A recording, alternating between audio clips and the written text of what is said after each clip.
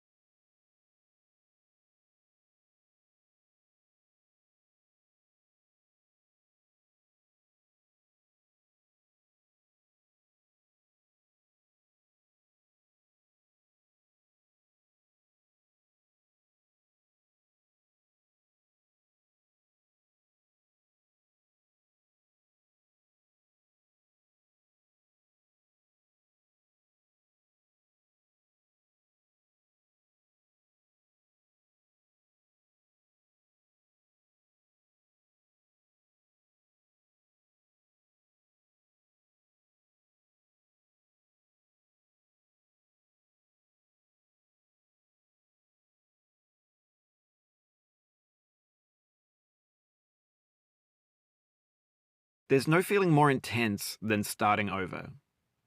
If you deleted your homework the day before it was due, as I have, or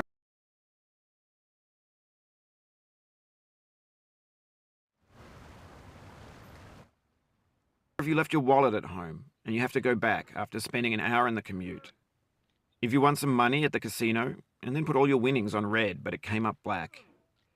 If you got your best shirt dry cleaned before a wedding and then immediately dropped food on it.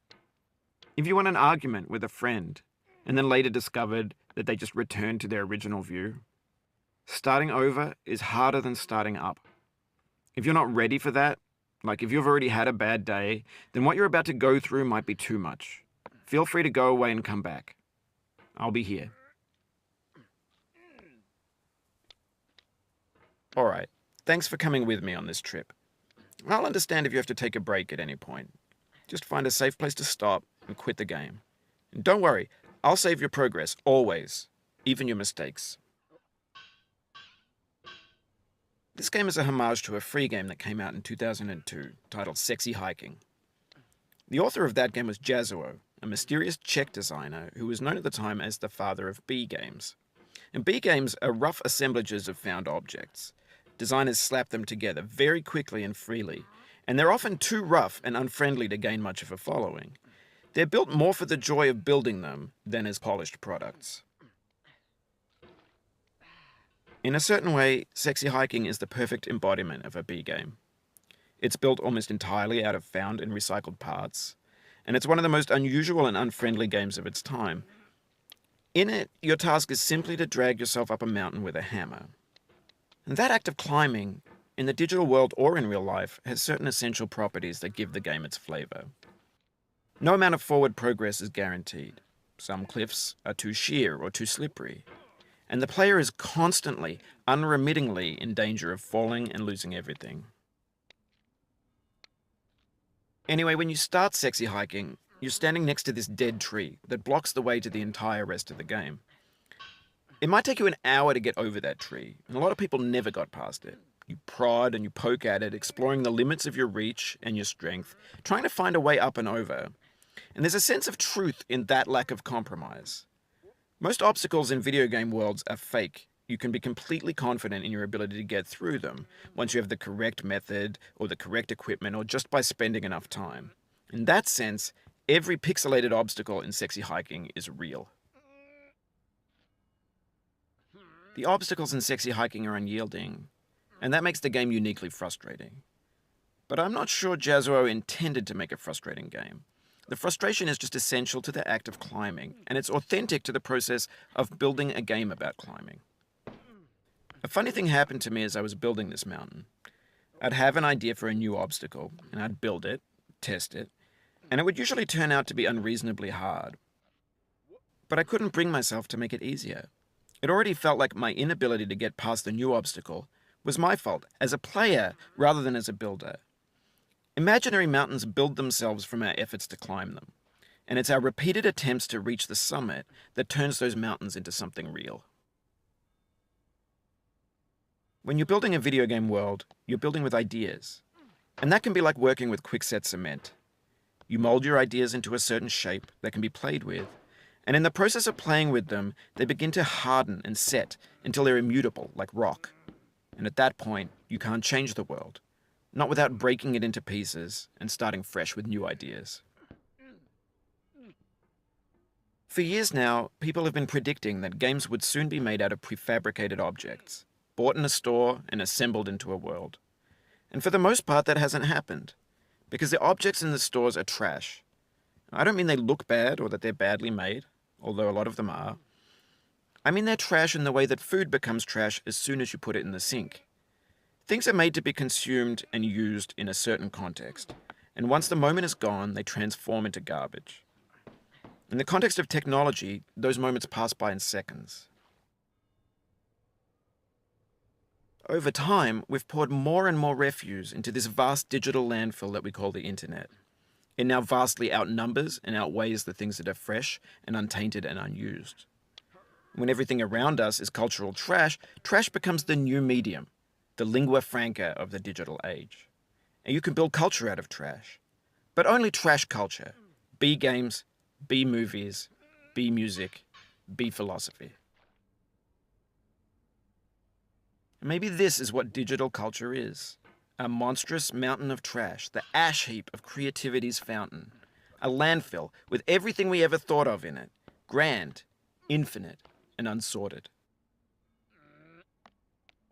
There's 3D models of breakfast, Gen X's fanfic novels, Scan magazines, green screen Shia LaBeouf, banned snuff scenes on LiveLeak.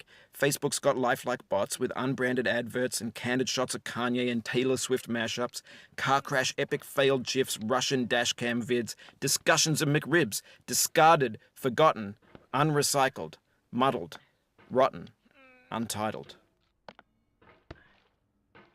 Everything's fresh for about 6 seconds, until some newer thing beckons, and we hit refresh. And there's years of persevering, disappearing into the pile, out of style, out of sight. In this context, it's tempting to make friendly content that's gentle, that lets you churn through it but not earn it. Why make something demanding if it just gets piled up in the landfill, filed in with the bland things? When games were new, they wanted a lot from you. Daunting you, taunting you, resetting and delaying you. Players played stoically. Now everyone's turned off by that. They want to burn through it quickly, a quick fix for the fickle, some tricks for the clicks of the feckless. But that's not you, you're an acrobat. You could swallow a baseball bat. Now I know, most likely you're watching this on YouTube or Twitch, while some dude with 10 million views does it for you. Like a baby bird being fed chewed up food. That's culture too. But on the off chance that you're playing this, what I'm saying is, trash is disposable, but maybe it doesn't have to be approachable. What's the feeling like? Are you stressed? I guess you don't hate it if you got this far. Feeling frustrated? It's underrated. An orange is sweet, juicy fruit locked inside a bitter peel. That's not how I feel about a challenge. I only want the bitterness. It's coffee. It's grapefruit. It's licorice.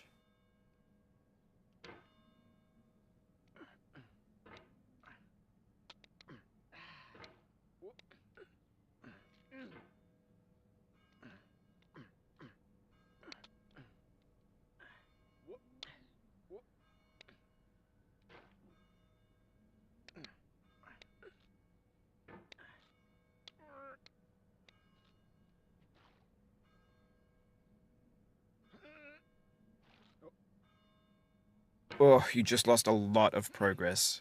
That's a deep frustration, a real punch in the gut.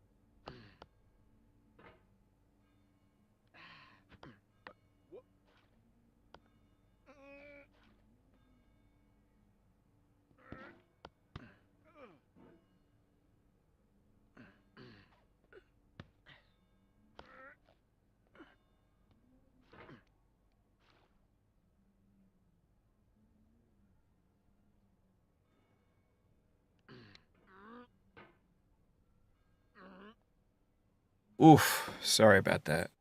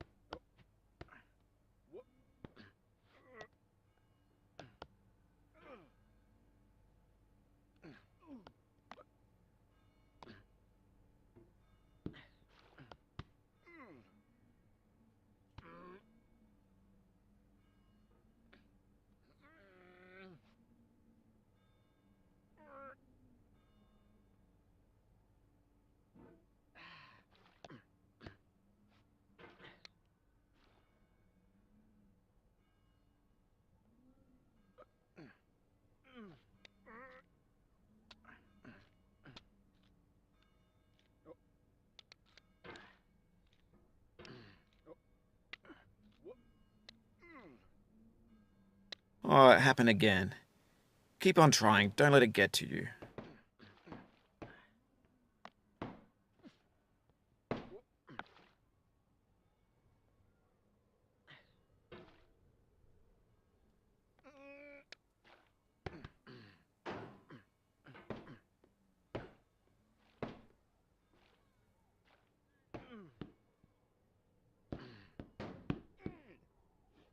This thing that we call failure is not the falling down, but the staying down. Mary Pickford.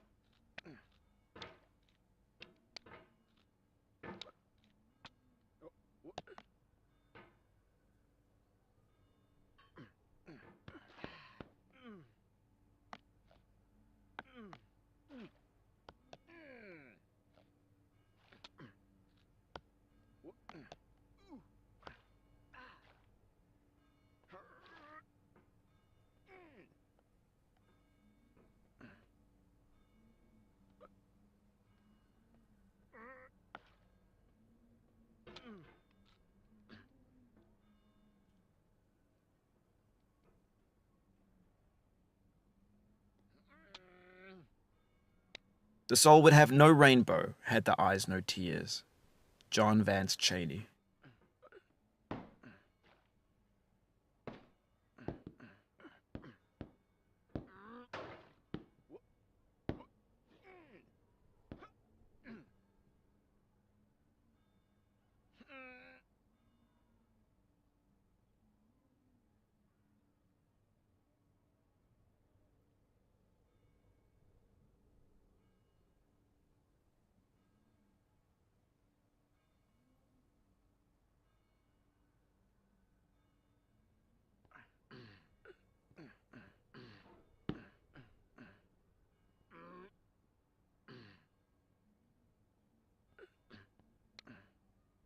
The pain I feel now is the happiness I had before. That's the deal. C.S. Lewis.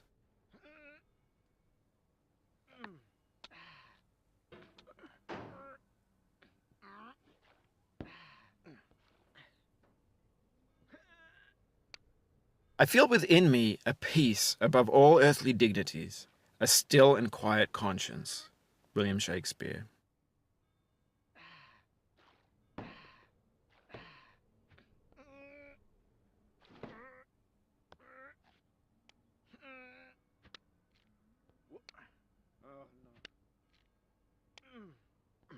You cannot now believe that you will ever feel better.